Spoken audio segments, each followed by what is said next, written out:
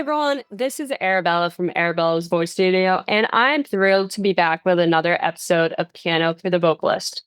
One of the main goals of this podcast is not only to share instrument specific tips and tricks, which I believe are incredibly valuable, but also to bring on speakers who can address the broader questions that artists often face. Many of these questions come from both students and teachers, especially about how to market themselves as artists and navigate an ever evolving industry with confidence. Today, I'm excited to welcome our guest speaker, Lisa Kent. As a serial entrepreneur, Lisa has vast experience in growing, marketing, and reinventing companies.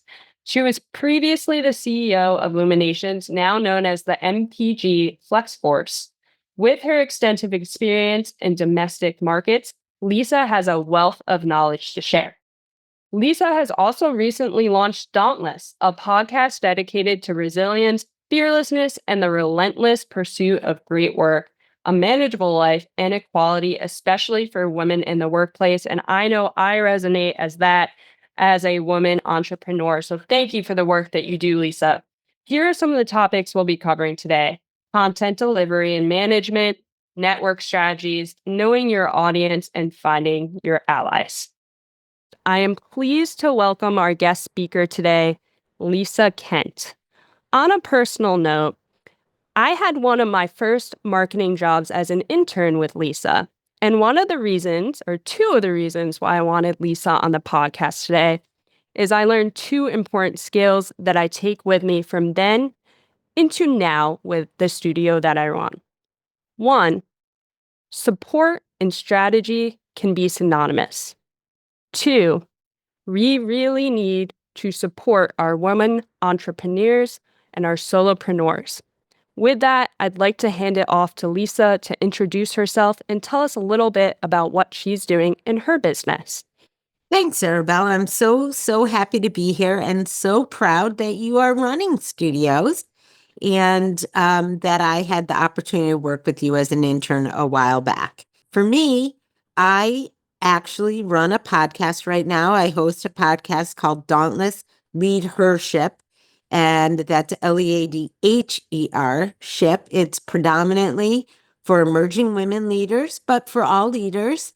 And so the importance of recording in sound studios, very near and dear to my heart.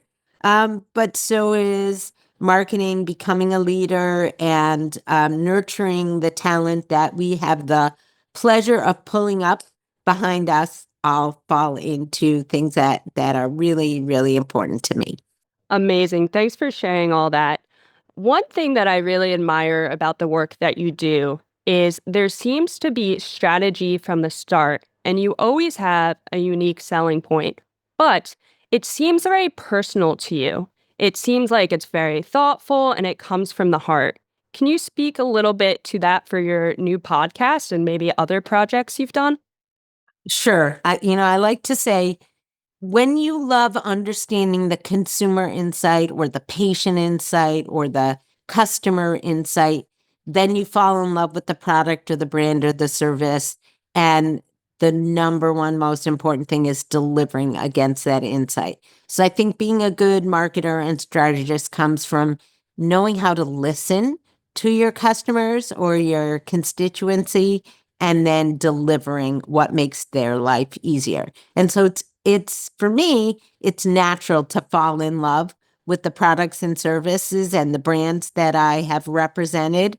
And that's true of mine as well. The reason I'm here, I've been so fortunate to build and sell to entrepreneurial businesses, plus have classical training in the likes of Johnson & Johnson and Nestle and Procter & Gamble. And because I've been fortunate to be able to do that and write a book on leadership and teach, I feel like it's not just fun, but it's also my obligation to give back. So that's what Dauntless Leadership is about, sharing those lessons from me and other great leaders who are still, by the way, teaching me and figuring out what I'm going to do next now that I've sold FlexForce, the Luminations Group, to a great company called the Market Performance Group. Awesome. That's amazing.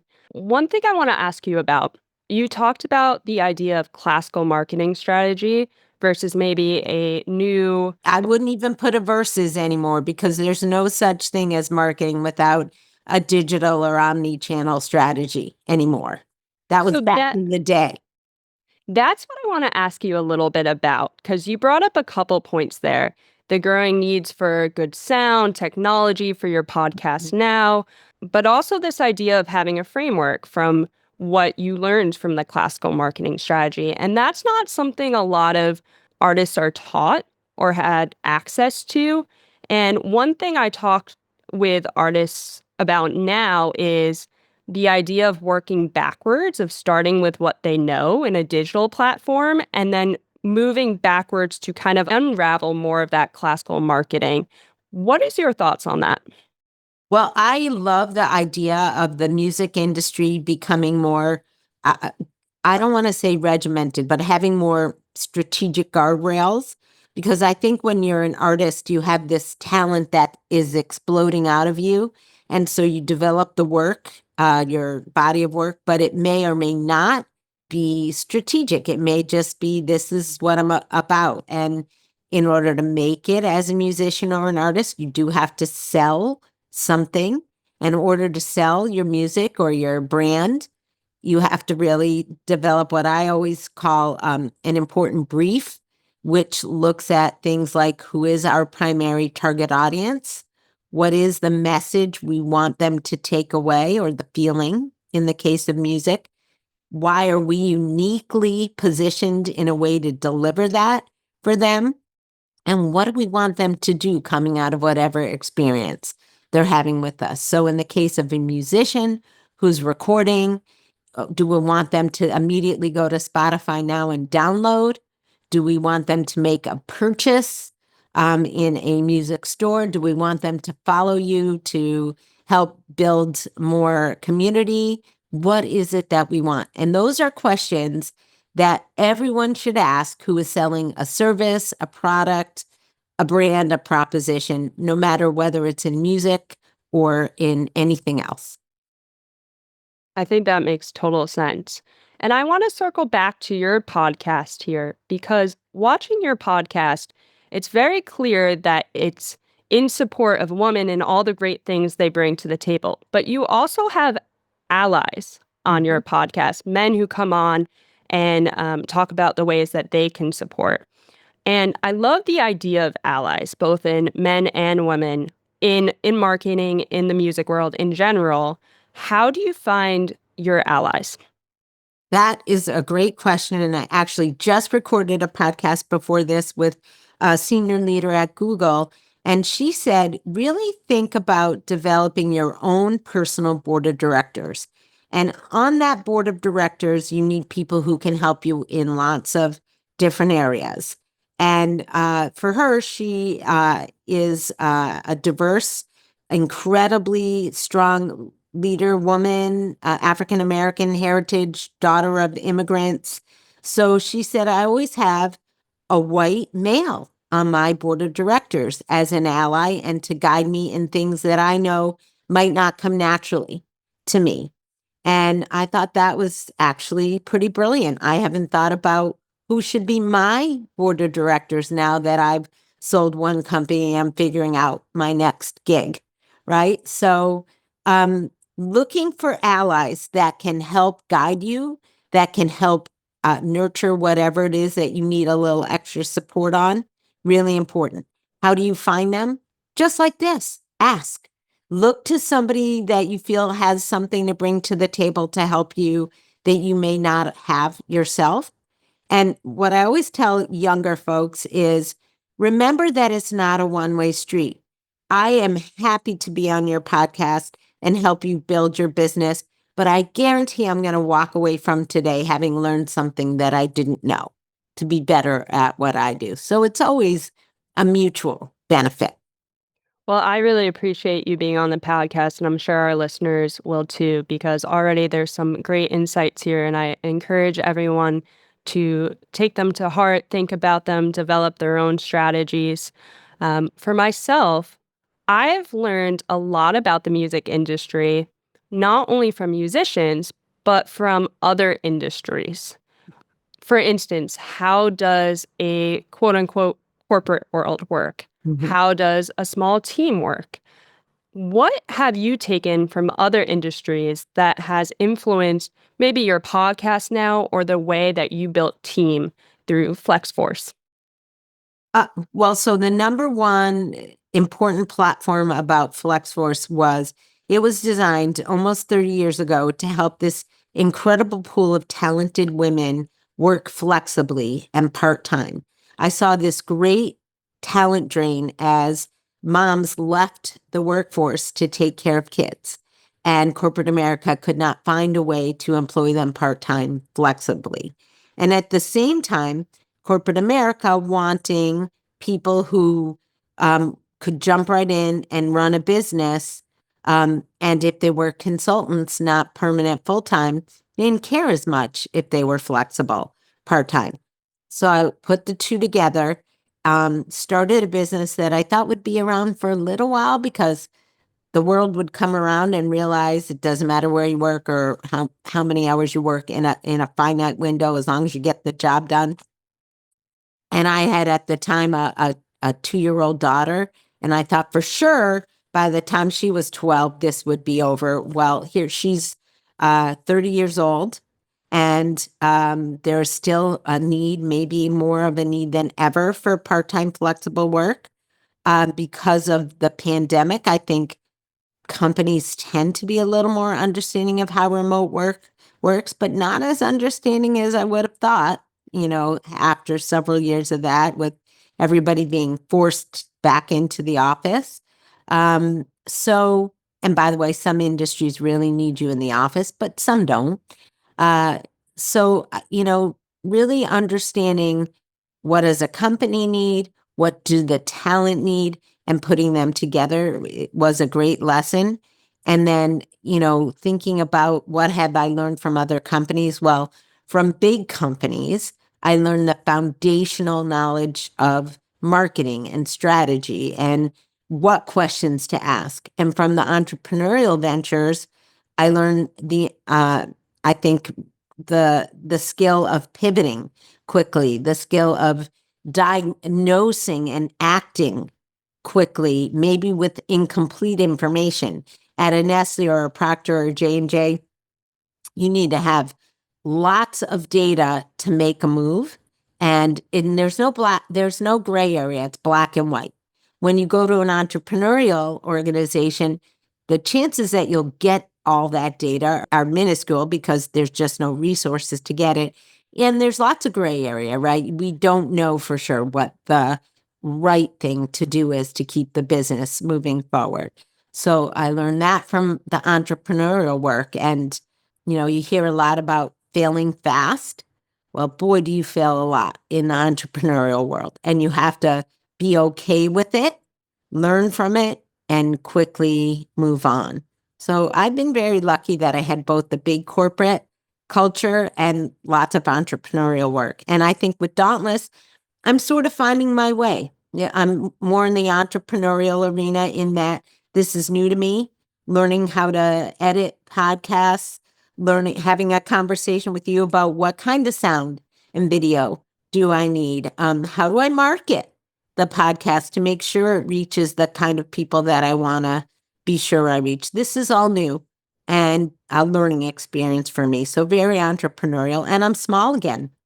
It's me and an intern and my allies who are helping me find my way there.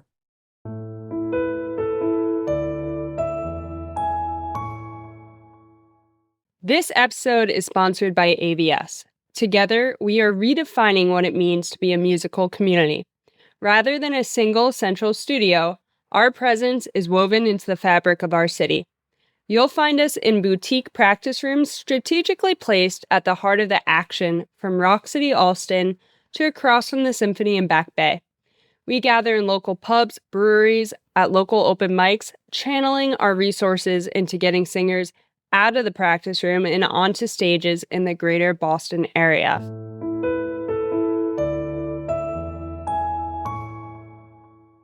Awesome. I have three thoughts that came from it. One, I'd like to just share with our listeners a mantra that I always share with my team. And for me, it's not 100% perfection, but 100% redetermination. Hmm. And that's how I go about our teacher trainings and the way we operate in our studio. Because as you said, in this world, perfect does not exist, Yeah. but you can always look at the facts and redetermine your course. And it's so necessary that we do so. So I think that point really resonates with me. The second point you brought was the idea of this flexible workforce. I think sometimes as studio owners and teachers, we get caught up with, I have to have a team that stays forever. Mhm. And the reality is, especially in Boston, which is such a transient city, it's not going to happen.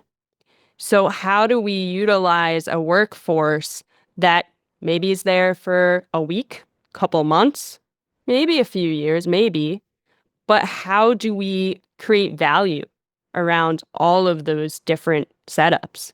So that also kind of hit home for me. I think it's not just Boston, Arabella. It's everywhere is transient now. Sure. And, the workforce goes where there's opportunity. And although there's always lots in Boston, I think it's good to think about how do you set up guardrails and parameters that help you deliver the same caliber and quality of work with different people. And if those processes and guardrails are in place, and you pick the right people, you won't have trouble delivering that. And what you want is to be known for the caliber and quality of what your studio brings. Um, for me, one of the things that I did, I don't know if this would work for you. I always took somebody who was a little more experienced than the job required. So they weren't learning while they were doing. They already pretty much knew how to approach a situation and could at least, if not solve the problem, knew what questions to ask. And maybe that's how you get beyond the transient population to step it up a little bit to somebody a bit more experienced than you might think you need as an engineer in a booth. Absolutely. I think that's such a good point. And sometimes I reflect on that experience piece, and that is it experience in years, experience in the field, or experience in something that I don't have. And that has been um, a key hiring component for me is I don't need to recreate myself. I'm already here. And the people who want to take lessons for me will take lessons from me. But how can I create another value point with someone I'm bringing on the team? For instance, we have a metal singing instructor on the team. I don't sing metal. I can teach singing, but here was this person who didn't have as much teaching experience as me and wasn't in the field as long. But wow, he brought something new to the table. And we have people specifically asking to work for him. That's interesting. Because I'm going to share this podcast with my audience who might not know about you. Would you take a minute and talk about the objective of your business and how you got into it? Absolutely. So I like to say I got into it by accident. And I, of course, say that as a joke. But I thought that I was going to go into the marketing world and be in a corporate office. And I graduated during COVID. And so the realities of the workforce weren't at all what I had prepared for. So I started teaching lessons out of my college apartment, and I really fell in love with it. And I had a great experience doing a year or two in the other kind of workforce in a corporate office. And then when my contract ended, I found that my side hustle here turned from 1 to 20 students. And I said, well, what if I just concentrate on that for a while, maybe 6 months, and then I'll relook to see what jobs are available. And the more I did it, the more I fell in love with it. And I'm really proud to say that I am almost done with a master's in speech pathology, where I concentrated on vocal disorders. So really went deeper into my knowledge there. And we have 2 studios now in the Boston area where we have students come take lessons with us. What kind of lessons? So We all have a joint teacher training. So I'd like to say that we all have the ability to teach all styles. However, we come with a different scope or different background. So if someone were to go on our website, you would see specialties under the staff. And some of those specialties include classical singing, metal singing, contemporary. So again, going back to that point of we really tried to hire people that brought something new to the table for us. Mm. And are your students all ages and all demographics? Yeah, it's funny. When I first started, um, I had, and this is an example of marketing working backwards for our listeners. I had what I like to call a lot of senior learners, so post retirees, come take lessons from me. And if I had to guess, it's because I had experience and education in vocal disorders, which they didn't all come with vocal disorders, but I had a heavy anatomy background, which I think that audience resonated with. And so we started marketing towards that um, because that's who was coming in. But as I brought on more teachers from the surrounding schools, Berkeley, New England Conservatory, our audience changed. It became more college age and above. So although we teach all ages, my youngest student right now is 5 and my oldest is 78. Hmm. The vast majority of students, I would say, are college age and above. And are they professional musicians or just that's their side thing, or how does it work? So some are, some aren't. Most of them, I would say, are serious hobbyists where they might have always had this love for music, but never pursued it in that way and then come to the studio and want to rekindle that love of learning for it. Um, but all different kinds of students. And I think that speaks to the city we're in. And I know this isn't just unique to Boston, but we have so many schools around the area and so many offices and areas of education, research labs, that is, that we really attract a large variety of people that share the love of music. I mean, it's a great place to be, but I'm here in New Jersey and I now as I'm thinking a little bit about retirement, I see a lot of people around me who do rekindle their love of music and start taking piano lessons or guitar lessons or singing lessons, things they wish they could have done when they were working 20 hours a day and now they can. So definitely don't abandon that population. I don't plan to. Everyone is welcome in. And the other thing I would say is that I used to rent spaces from different music teachers when we were smaller. And recently we had the need to acquire our own space. And one thing I thought about, and this kind of goes back to what you were talking about the flexibility component of a workforce. Do we get a large studio as a central hub for our community? Or, as we did, do we get small practice rooms throughout the Boston area so that we can be as transient as the city we're in? So, what we focus on is putting our resources towards community events like Hmm. open mics at pubs and breweries. And then when you come for lessons, of course it's a community, but you might pop into a practice room in Alston or Back Bay, which is really just what I said, a small practice room. And then our goal is to get you out of the practice room and back into the city environment. Hmm. It's great.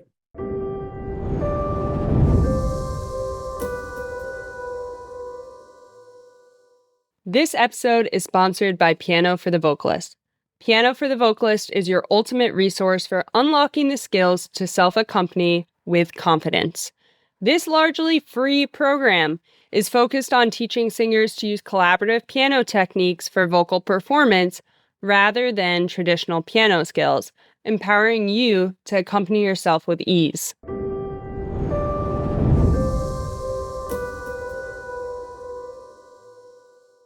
So I want to circle back to something you said as a one of our final points here. You talked about how a lot of businesses during COVID transitioned online. My business, the studio, actually started as an online business because I opened up in 2020. And Hmm. so we went from online to a hybrid version. But this online component has really opened up a lot of doors. I mean, for your podcast in particular, it is a largely digital space. How has that changed the way you think about things, or has it? Well, I don't know if it's changed because the podcast is relatively new, but I will say that what it does is it allows your reach to be national, global, as opposed to regional, local. So, what's nice about your business is you have physical presence locally in the greater Boston area. But if somebody wanted to work with you virtually, they could be anywhere in any time zone. And I think that's one of the beauties of virtual work. And, in the case of your business and mine, being available online is it just gives us much greater reach. And I like it because, first of all, I mean, my podcast is all about reach, and building your business might be about greater reach too. The more reach, the more likelihood somebody's going to need your help. And whether if you don't have to be in Boston to get it, all the better. Absolutely. And from my perspective, the way we marketed our values didn't change. Yeah. Our values stay constant.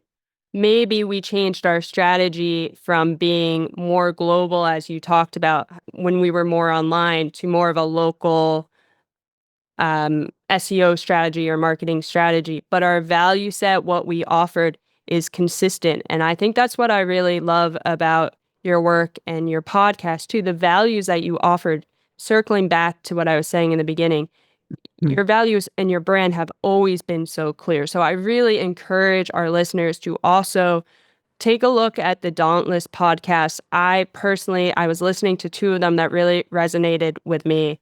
One of them was a Gen Z panel that spoke about what life meant to them, what brand, what the workforce was meaning to them, and um, really diverse topics came up in that. So it would encourage our listeners to look at that, as well as you had a guest on that spoke about how we really have to think about strategy, yes, the business, yes, but also taking care of ourselves. And that episode really resonated with me as well. I believe it's called Entrepreneurs as Equalizers. Mm-hmm. Yep. So I Thank would, you for listening. And of for course, everybody out there, we're on all your favorite podcast platforms, iHeartRadio, Spotify, Apple, or I like the video component. And if you want to watch us on YouTube or at dauntless.works, you can do that too. And it's early enough that you can have an impact. And I think, Arabella, this is true of you as well. Asking what can we do better is part of our value system. So I always want to hear what can we do better on Dauntless. I know you do in terms of your teaching and your studios. And I do think it matters a lot that we will listen and we will respond. absolutely. And with that, I always like to end our podcast with, I know you've given such great insights already, but if there was one practical thing that you would leave the listeners to listen to as we close out for today, what would that be? So I'm going to give you the quote that I close my podcast with, which comes from my mom. My mom always gave me great advice. And I sometimes say, my mom gave me advice even when I didn't want advice. Those of you out there who have constant communication with your moms or maybe used to and know what I mean. But this piece of advice from her, I think, was really great. And so I'm 61 and I still listen to it. And it is that you don't have to know what you're going to do when you grow up, just what you want to do next. And on that, I think we'll end it with that great advice. Thank you so much for tuning in, listening, watching with us. We'll be back for more. Thank you again, Lisa, for your time and expertise, and see you My next time. pleasure. Take care. Bye.